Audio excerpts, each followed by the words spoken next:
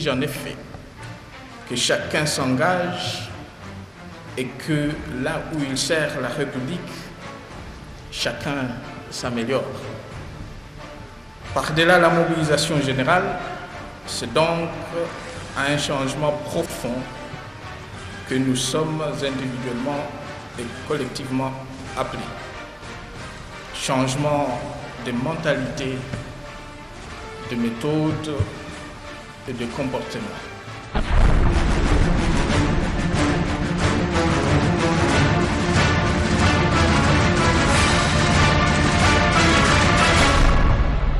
Ce journal vous a été offert par Our bank is my bank.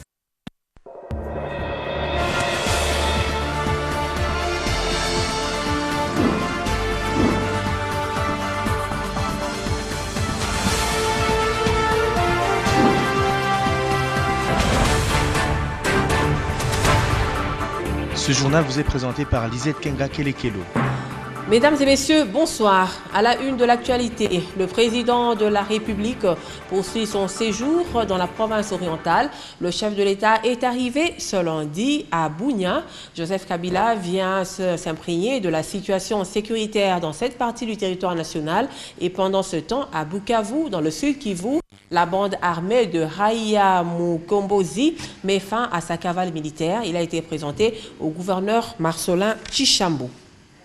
Et puis, arrestation de Fidel Babala, élu du mouvement pour la libération du Congo, et secrétaire général adjoint au parti cher de Jean-Pierre Bemba, a été arrêté par la Cour pénale internationale à Kinshasa.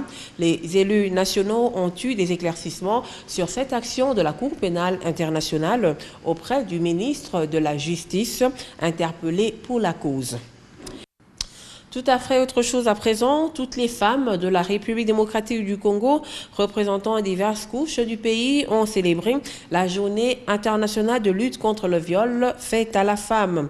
Elles ont été appelées à dénoncer les auteurs de viol et militer pour des audiences foraines qui devront juger ces auteurs de viol. Bibi Choui Kabantampi nous en parle.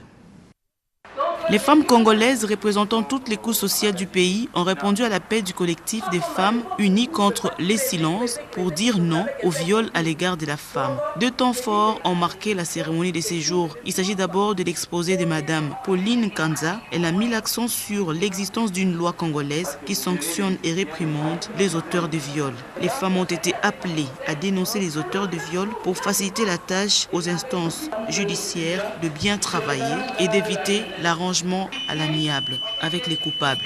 Mais dans la plupart des cas, les juges recourent à plusieurs indices pour amener à établir la culpabilité de son auteur. Porter ces faits-là à la connaissance du juge. Et les juges, avec des expertises, c'est-à-dire médicales et autres choses, ils peuvent maintenant démontrer qu'effectivement l'enfant avait été violé et ainsi réprimer l'auteur de ces crimes-là. La deuxième intervention a été axée sur le droit international en rapport avec le viol. Pour l'oratrice Marie-Antoine Saya, il n'existe pas de loi pour réparer les victimes des viols, sauf en cas de flagrance. La communauté internationale donne par contre les orientations aux différents pays dont les habitantes sont victimes de différentes sortes de viols. À l'issue de cette conférence débat, toute l'assistance a sifflé à l'unanimité et déclaré tout haut qu'il faut rompre avec les silences. Il sera présenté par Sylvie Ngoy. Je vous retrouve demain à 19h30.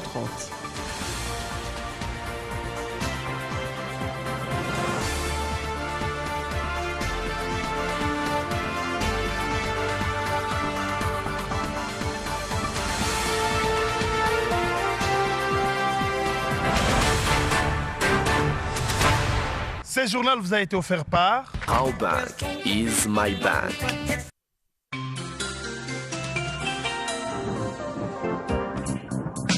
Prévision du temps pour ce mardi 26 novembre 2013.